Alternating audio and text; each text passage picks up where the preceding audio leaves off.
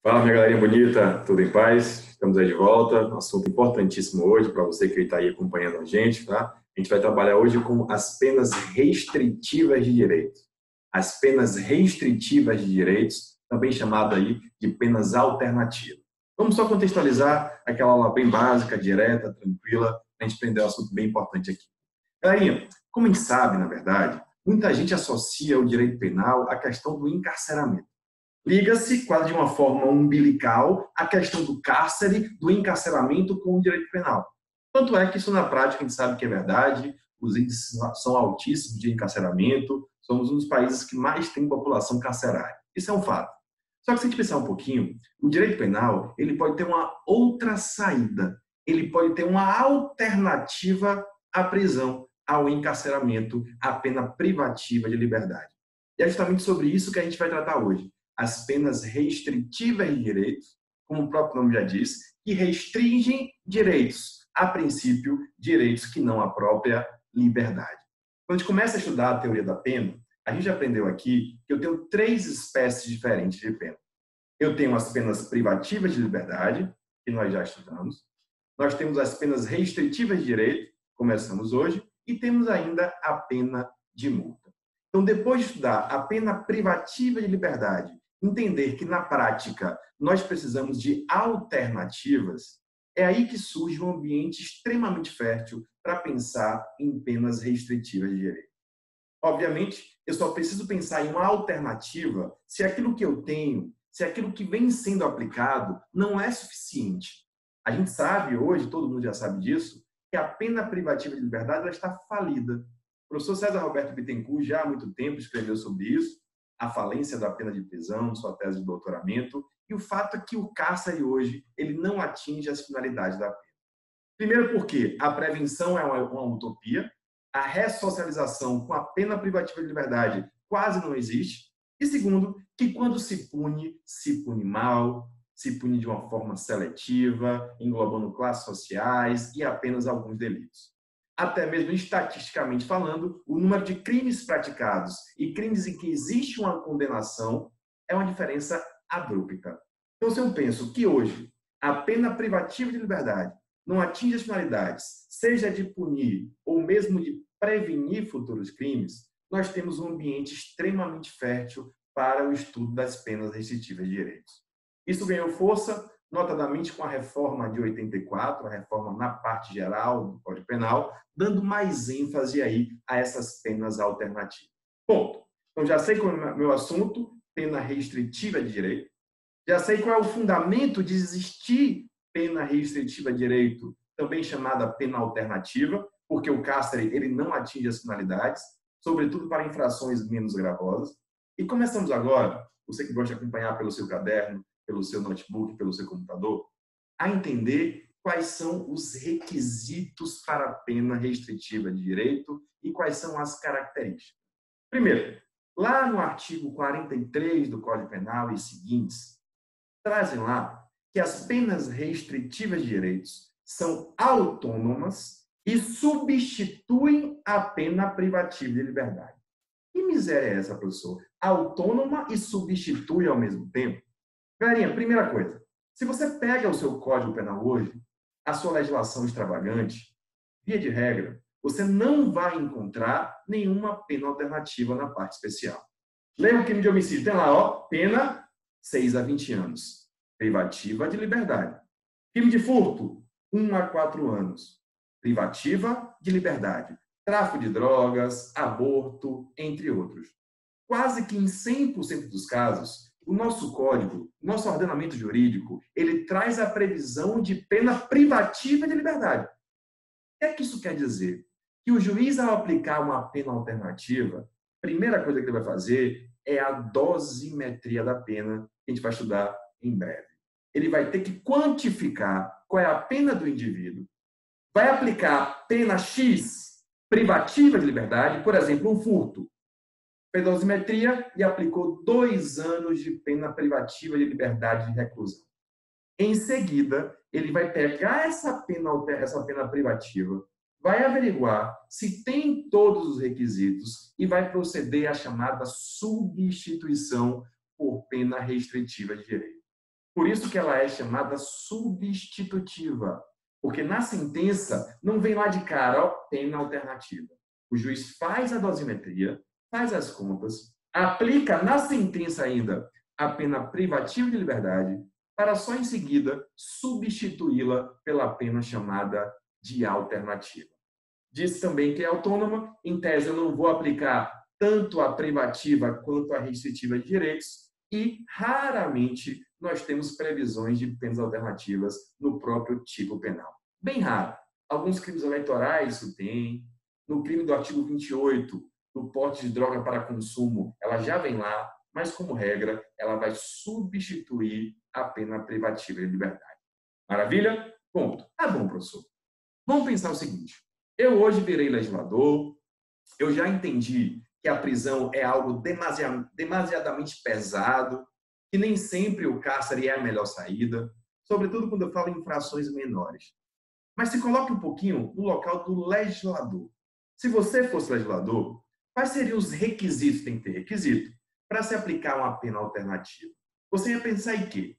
Invariavelmente, gente, vocês pensaram aí, tenho certeza disso, em gravidade do crime, em quantidade de pena, em personalidade do indivíduo aqui em sentido amplo.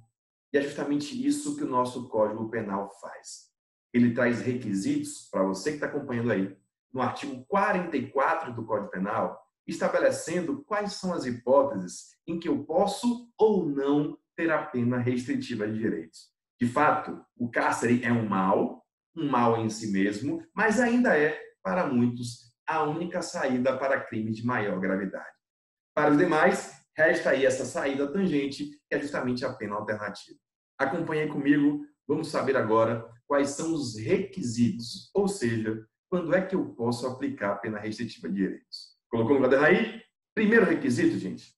A gente vai começar com os requisitos chamados de objetivos. Como assim objetivo, professor? Eu não preciso valorar caso a caso. Está lá, claro, flagrante, basta ler. Vamos nessa? Então, requisitos, coloca aí A, objetivos.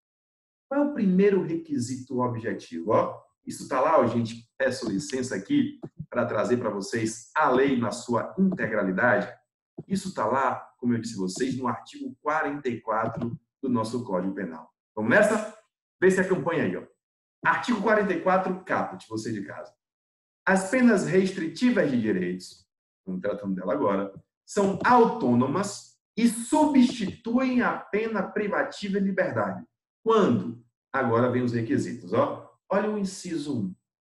Aplicada a pena privativa de liberdade não superior a 4 anos, crime cometido sem violência nem grave ameaça à pessoa, ou qualquer que seja a pena, se o crime for culposo. Vamos embolar a cabeça de vocês, não, ó. Primeiro requisito objetivo, gente, é a quantidade de pena. Como eu disse que é baseado na gravidade, não é qualquer crime que vai caber a pena alternativa. E qual foi o critério utilizado? Ó, não confunda você que está em casa com infrações de menor potencial ofensivo, viu, velho? Estou falando de penas alternativas. E o primeiro critério, quantidade, qual é? Cuidado, tem uma pegadinha aqui. Percebam que a lei fala assim, ó, aplicada a pena privativa de liberdade não superior a 4 anos. Então, ó, primeiro requisito é quantidade de pena. Pena até 4 anos pode ter pena alternativa. Mas que pena é essa, professor? É a pena em abstrato que tem lá do Código ou é a pena concreta da sentença? Pena concreta da sentença. Acabei de dizer para vocês que vai ter uma substituição. Então, depois de fazer as contas, que a gente chama de dosimetria, o juiz vai calcular a pena e vai substituir ou não. Então, o primeiro requisito é a quantidade de pena, pena não superior a 4 anos. Se ligue.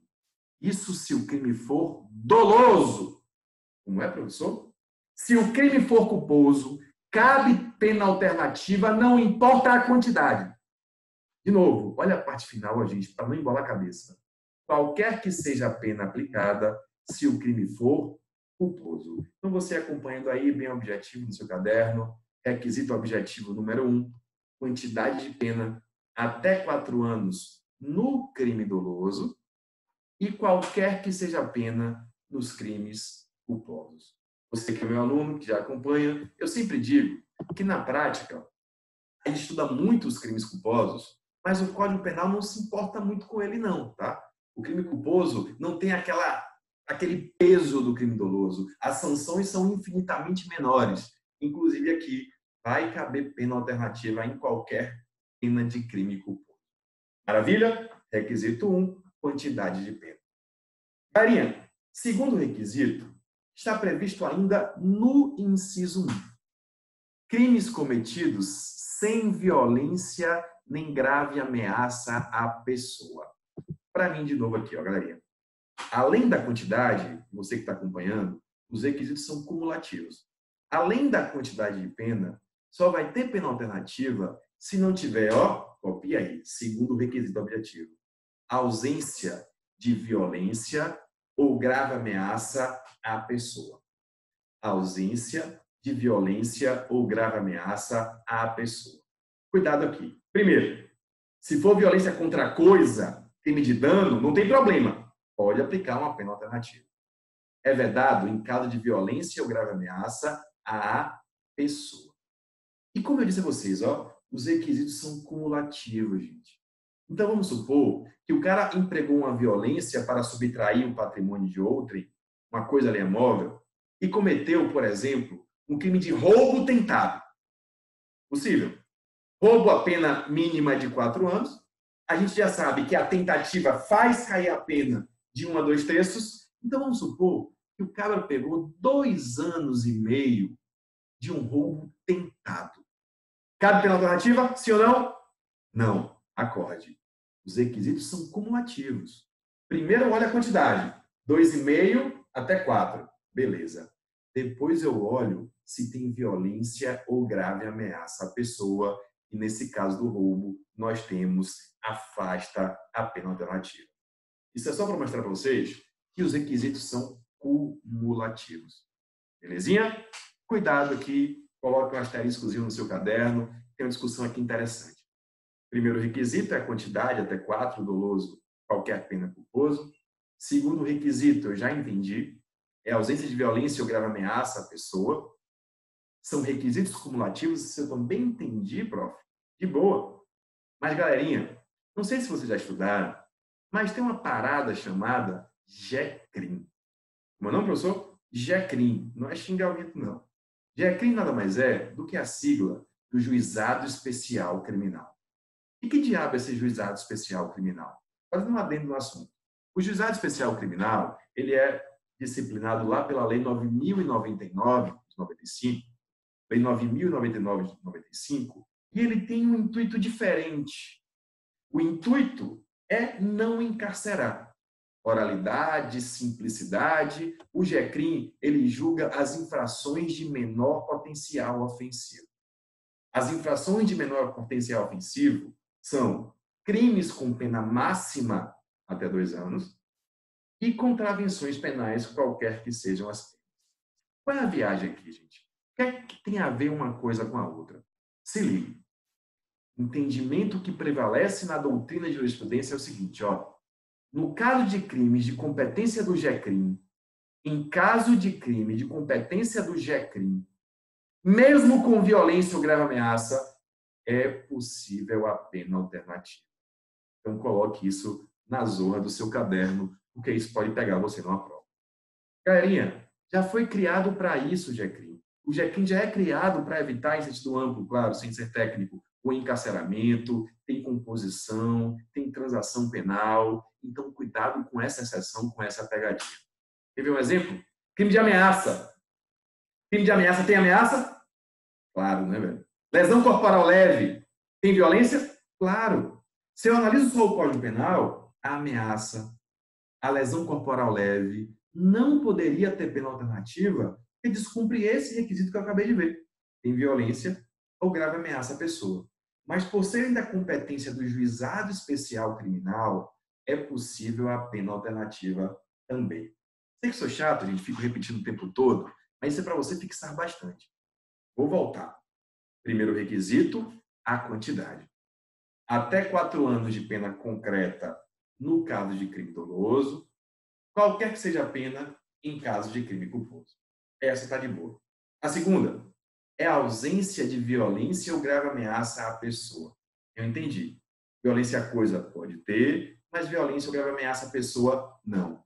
Aí você colocou no seu caderno, ó, exceto nos casos de competência do juizado especial criminal. Exceto nos casos de competência do juizado especial criminal, porque nesses casos, justamente pela razão da criação do juizado, cabe as famosas penas alternativas, mesmo existindo violência ou grave ameaça à pessoa, como nos casos citados agora, do crime de ameaça, do crime de lesão corporal leve.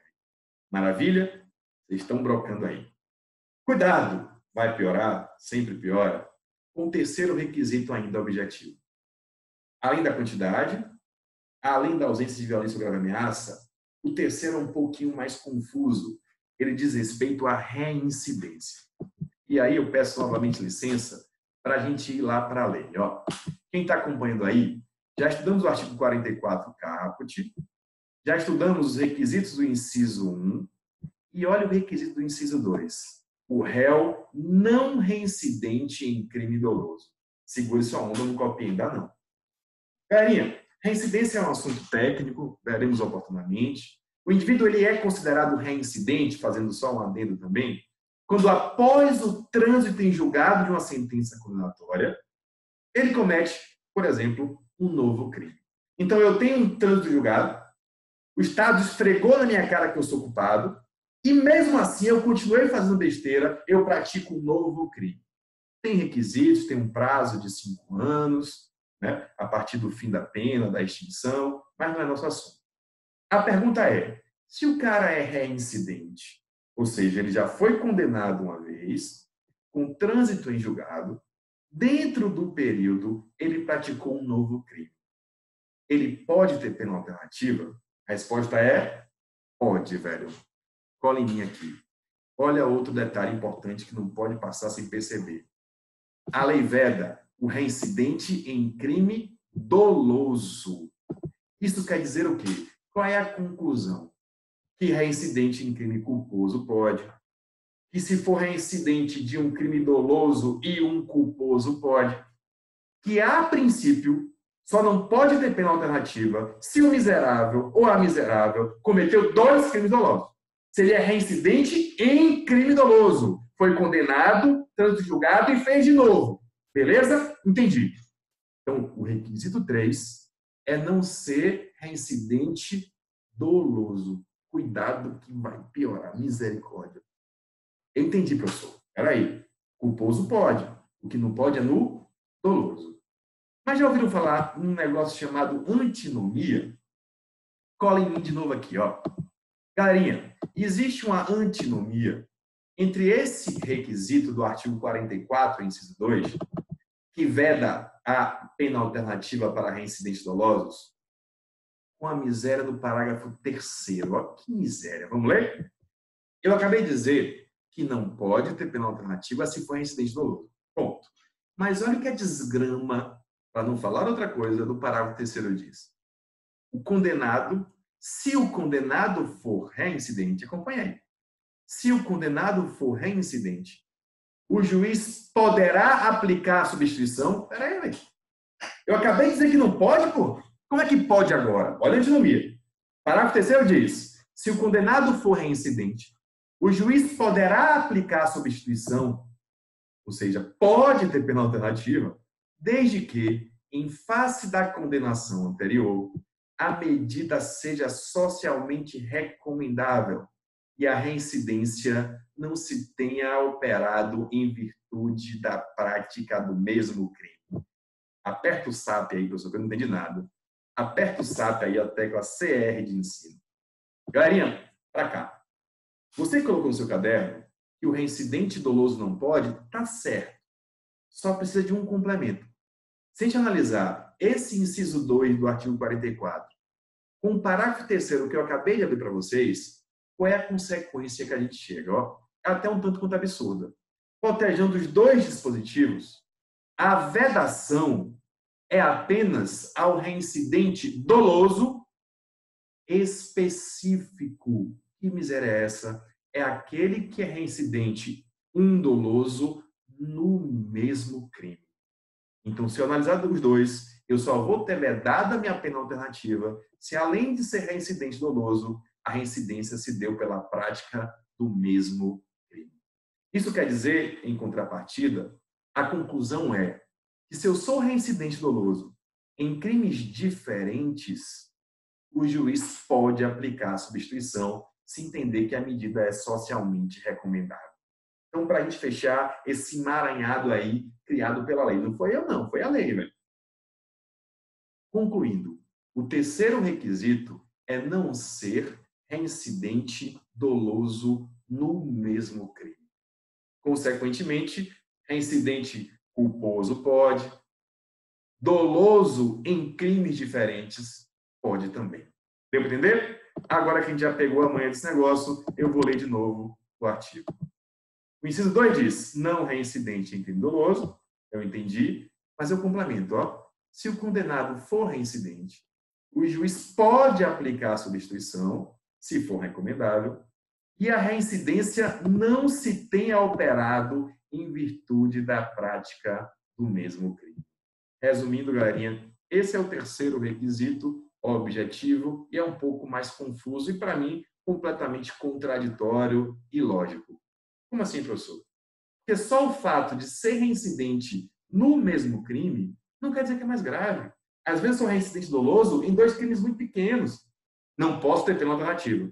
Outras vezes, eu sou reincidente doloso em crimes mais graves, mais diferentes. E aí eu vou poder ter pena alternativa.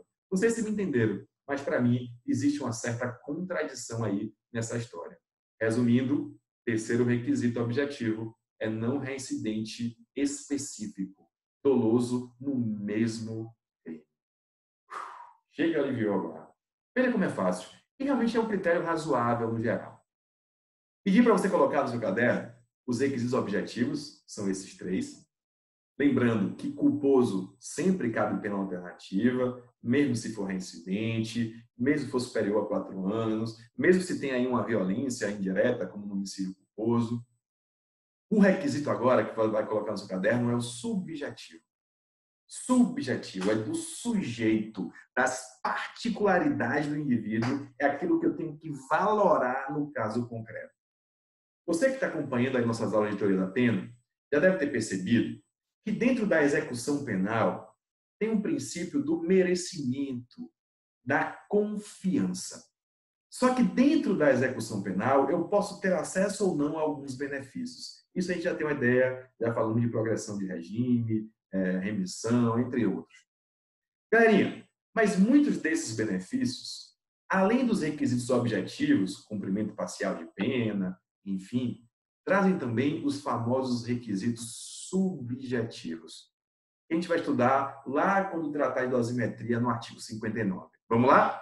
Além disso tudo aí que eu disse, galerinha, vai ter pena alternativa se, olha agora, gente, o inciso 3. Só pode ter pena alternativa se a culpabilidade, os antecedentes, a conduta social, a personalidade do condenado, bem como os motivos e circunstâncias indicarem que essa substituição seja suficiente. Fique tranquilo por enquanto, tá? Isso a gente vai estudar lá na frente, dosimetria, cada palavra dessa, o que é culpabilidade, antecedentes, conduta, personalidade, tudo isso. Mas, por enquanto, fica a ideia que tem que ter também um requisito subjetivo. Eu vou analisar o indivíduo, a reprovabilidade do seu fato, a sua conduta social, quem ele é perante a sociedade, os seus antecedentes criminais, a personalidade, entre outros fatores. O que é que isso quer dizer, grosso modo, bem breve para vocês? Não é objetivo só. Ou seja, o cara pode cumprir tudo que eu disse. Não reincidente doloso, mesmo crime, até 4 anos, sem violência e grave ameaça, mas o juiz analisar o indivíduo, o seu histórico, isso é o requisito subjetivo. Pode ser que ele entenda que as circunstâncias não indicam a substituição. Perceba que é como se fosse, entre aspas, aqui um benefício, na verdade é um direito, o indivíduo não vai para a pena privativa de liberdade, ele vai ter uma pena restringindo outros direitos, que não a liberdade, mas para isso, gente, ele tem que cumprir todos esses requisitos. Belezinha? Minha galera bonita. Mais duas perguntas para vocês, para não ficar tão longa, online, eu aqui na minha casa, você aí no aconchego do seu lar. Minha galera bonita, amada, qual é o prazo de duração de uma pena alternativa? Qual é o prazo? Se o código não traz, está lá, ó, homicídio 6 a 20 anos de reclusão. Não traz um prazo. Galerinha, isso é lógico. O prazo de duração da pena alternativa é o mesmo prazo de duração da pena privativa de liberdade. Se ela substitui, lembra que eu falei no início? O juiz, ao aplicar a substituição, ele já fez a dosimetria. Então vamos pensar. Eu sou acusado de furto. O juiz analisa tudo, tem audiência, toda a instrução processual, e eu sou condenado por furto. Na hora da condenação, da caneta, ele vai ponderar tudo. Vai chegar no final e vai dizer, ó, Caio, passada a dosimetria, você foi condenado a 3 anos de reclusão. Ele vai definir a quantidade de pena privativa de liberdade. Vai dizer qual foi o meu regime, via de regra aberto, já estudamos isso. Então vai dizer, ó, você está condenado a 3 anos de reclusão no regime aberto. Passo a analisar a possibilidade de substituição. Furto, 3 anos até 4. Não tem violência nem grave ameaça. Não sou reincidente específico. E as circunstâncias subjetivas são favoráveis. Isso quer dizer o quê? Eu tenho direito. Vai substituir, por exemplo, nossa próxima aula, por pena de prestação de serviços à comunidade. Qual é o prazo de duração, gente? Ó, fique com essa ideia. O prazo de duração é o mesmo da pena privativa de liberdade. Então, se eu peguei 3 anos e substituiu, eu vou cumprir a minha restrição do direito também por 3 anos. Pegou?